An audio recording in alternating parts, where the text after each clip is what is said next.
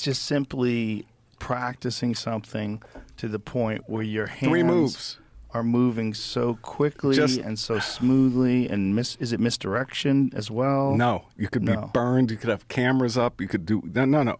These moves are invisible. Wow. Yeah. I believe it. How does one make a move? I grew up watching David Blaine. Him and Mind Freak. Mind Freak, funny as hell. Mind Freak to me is more of a showman. This guy is a really good magician though. Mind Freak is too, but I feel like they're a little bit different.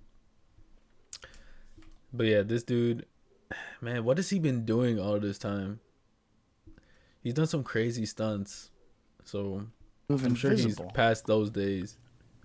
I mean, is it just repetition or understanding what to do to make it invisible? I mean, I'll show you a move that's just invisible. Okay. Let's see. And it's just a move, though. So, okay. I mean, so you just pull out a deck of cards. All you have to do is if you want to take a card, and that's invisible. Like no matter what you do, you can't see it. So, but it's just a simple move. It's just you take a card and then you take But that's invisible. But that's used in magic. So for people that are just listening, you had a card that was a heart, and then you flipped it over to a spade. But that's do that again. Bro, tell me it is not fascinating when people do card tricks.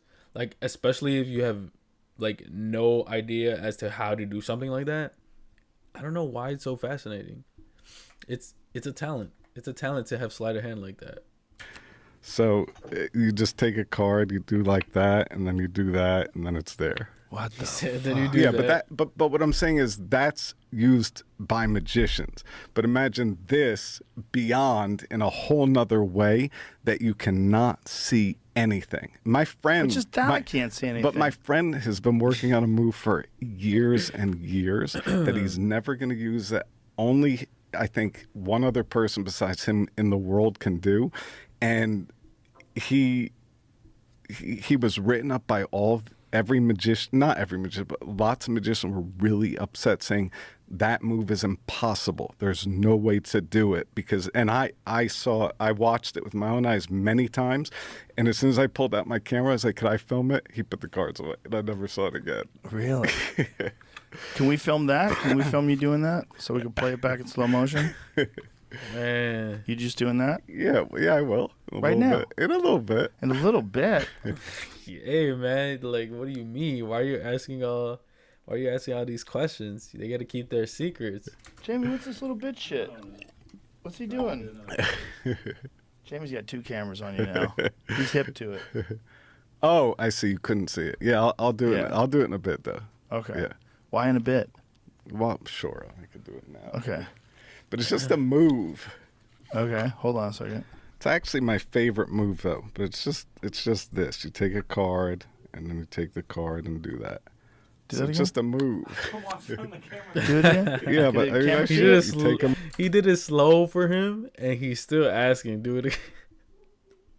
That's how good it is. You do that, and you do like that. It's just a move.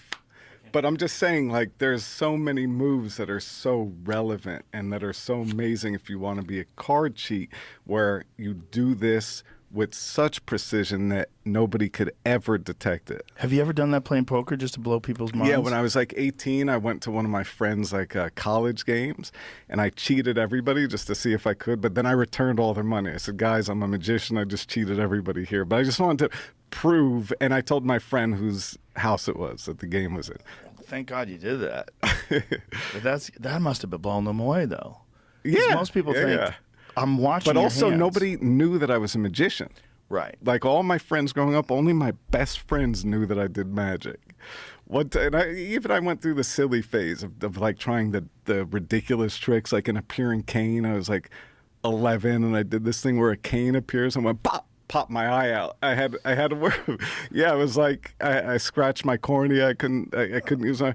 But that, I think that was part of the reason that I never went into like the illusions or the I didn't have magic kits. I had a deck of cards and then things that you would find laying around. So I think part of the magic that I love is when you're using real things and real places, and that is the magic, And it's essentially learning a movement till you get to it. Where And you it's- have to make it look as natural as possible. But when you're doing that, it looks Bro, because this man has been doing this shit since he was a little boy, man. This guy has perfected this craft.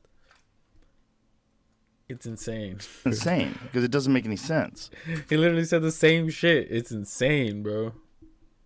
Like, I'm just seeing, you're not even moving fast. These guys that just do this day and night are the best in the world. And they perform for magicians because a magician can appreciate the amount of time and work that goes into what they're seeing. Yeah. You see, nobody else, when you see it, you just see a simple trick, right? Yeah. But when I see a magician perform, I see how, I'm like, oh, this guy's put 10,000 hours in on that move.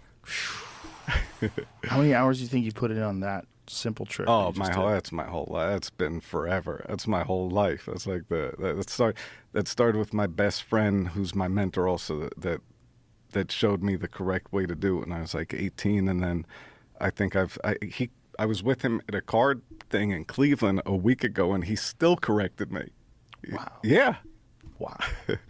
After all these years, he's like, "Oh, I forgot to tell you, you need to do this." Oh, wow. But it's so strange. But that's why, to me, it's a constant learning curve. Yeah. You know, and it's fun to discover all these secrets because they're not readily available. You have to Right. search hard for the good stuff, and then you have to put the work in. Yeah. And then my friend doesn't perform ever. He just loves the technical part of it.